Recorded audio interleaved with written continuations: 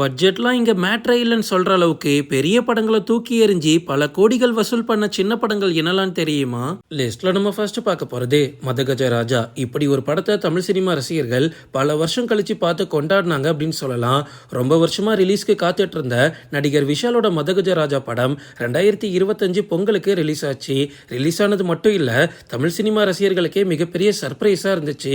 இந்த வெளியீட்டுக்கு மிகப்பெரிய சிக்கல்கள் ஒரு புறம் இருந்தாலும் படம் வெளியானதுக்கு அப்புறமா கிடைச்ச வரவேற்பு எல்லாரையும் மிகப்பெரிய ஆச்சரியத்துல ஆழ்த்துச்சு. இந்த படத்தோட பட்ஜெட் வெறும் 15 கோடி தான். ஆனா வேர்ல்டு லெவல்ல கிட்டத்தட்ட 75 கோடிக்கு மேல வசூல் பண்ணிருக்கு. அதாவது 5 மடங்கு லாபம் பார்த்திருக்கு. மதகஜ ராஜா ஒரு வழக்கமான ஆக்ஷன் காமெடி கலந்த கமர்ஷியல் படமாவே இருந்தாலும் அதோட ஸ்கிரீன் பிளே, எதிர்பாராத திருப்பங்கள், சந்தானத்தோட கலக்கலான காமெடி அப்படின்னு மொத்த தியேட்டர்லயும் கிளாப் சத்தம் கேட்டுக்கிட்டே இருந்து அதுவும் கிளைமேக்ஸ்ல மனோபாலாவோட சீன்லாம் சும்மா மிரட்டி விட்டாங்க.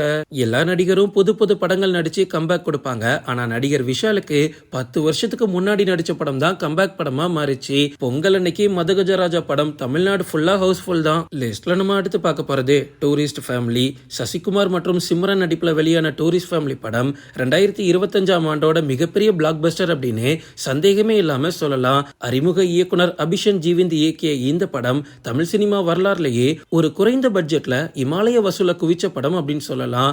இந்த படத்துக்கு சரியா விளம்பரம் கூட அவங்க பண்ணல.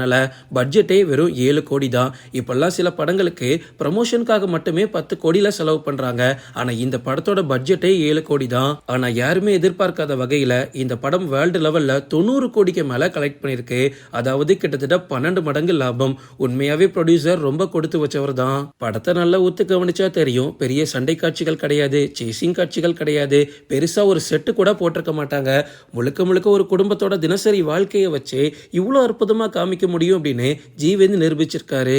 லிஸ்ட்ல நம்ம அடுத்து பார்க்க போறது டிராகன். இன்னைக்கு இருக்கக்கூடிய இளைஞர்களோட இதய துடிப்பை அப்படியே டைரக்டர் கப்புன்னு பிடிச்சுக்கிட்டாருன்னு சொல்லலாம்.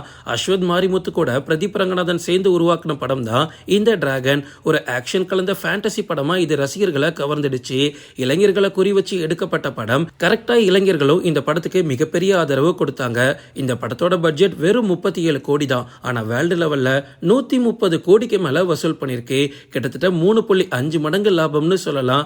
இப்ப இருக்கக்கூடிய யங்ஸ்டர்ஸ்க்கு இந்த மாதிரி படம் தான் பிடிக்குது. ஒரு மாடர்ன் ஆக்ஷன் படம் அப்படின்னு சொல்லலாம். கண்ணுக்கு விருந்தளிக்கிற வகையில டிராகன் படத்துல எக்கச்சக்க கிராபிக்ஸ் காட்சிகளும் இருந்துச்சு.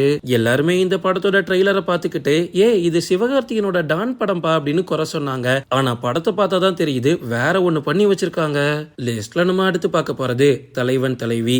இந்த படம் இந்த லிஸ்ட்ல இருக்கிறது நிறைய பேருக்கு ஆச்சரியத்தை கொடுக்கலாம். ஏன்னா படத்தை பார்த்துட்டு வந்த நிறைய பேர் கழுவி ஊத்தி தான் நான் கேட்டேன். விஜய் சேதுபதி மற்றும் நித்யா மேனன் நடிச்ச இந்த படம் ரிலீஸ்க்கு முன்னாடி மிகப்பெரிய எதிர்பார்ப்புலாம் ஏற்படுத்தல. ஏன் இப்படி ஒரு படம் இறங்குதுன்னே நிறைய பேருக்கு தெரியல. ஆனா இந்த படம் 110 கோடி கலெக்ட் பண்ணிருக்குன்னு உங்கள எத்தனை பேருக்கு தெரியும்? இந்த படத்தோட பட்ஜெட் வெறும் 25 கோடி தான். ஆனா வேர்ல்டு லெவல்ல 110 கோடி கலெக்ட் பண்ணிருக்கு. கிட்டத்தட்ட ப்ரொடியூசருக்கு 4 மடங்கு லாபம் தான். லிஸ்ட்ல நம்ம அடுத்து பார்க்க போறது பைசன். புலிக்கு பிறந்தது பூனை ஆகாது அப்படின்னு துருவ் விக்ரம் கண்டிப்பா இந்த படத்துல நிரூபிச்சிட்டாரு. மாரி செல்வராஜ் இயக்கத்துல இந்த படம் மிகப்பெரிய பிளாக் பஸ்டரா மாறி இருக்கு. விளையாட்டு மற்றும் அதை சுத்தி இருக்கக்கூடிய சமூக பிரச்சனைகளை பேசினது மிகப்பெரிய பேசும் பொருளாவே மாறிச்சு தமிழ்நாட்டுல. இந்த படத்துல ஆழமான கருத்துக்களை ரொம்ப உணர்ச்சி பூர்வமா மக்களுக்கு எடுத்து சொல்லியிருக்காரு மாரி செல்வராஜ். இந்த படத்தோட பட்ஜெட் வெறும் 30 கோடி தான். ஆனா வேர்ல்டு லெவல்ல 75 கோடிக்கு மேல கலெக்ட் பண்ணிருக்கு. இந்த படத்தை இன்னும் நல்லா ப்ரமோட் பண்ணியிருந்தாங்க அப்படின்னா கண்டிப்பா 100 கோடிக்கு மேல கலெக்ட் பண்ணிருக்கும். ஓகே ஃப்ரெண்ட்ஸ், இதோட நான் இந்த வீடியோ முடிச்சுக்கிறேன். இன்னொரு இன்ட்ரெஸ்டிங்கான வீடியோல நம்ம சந்திக்கலாம். Stay tuned.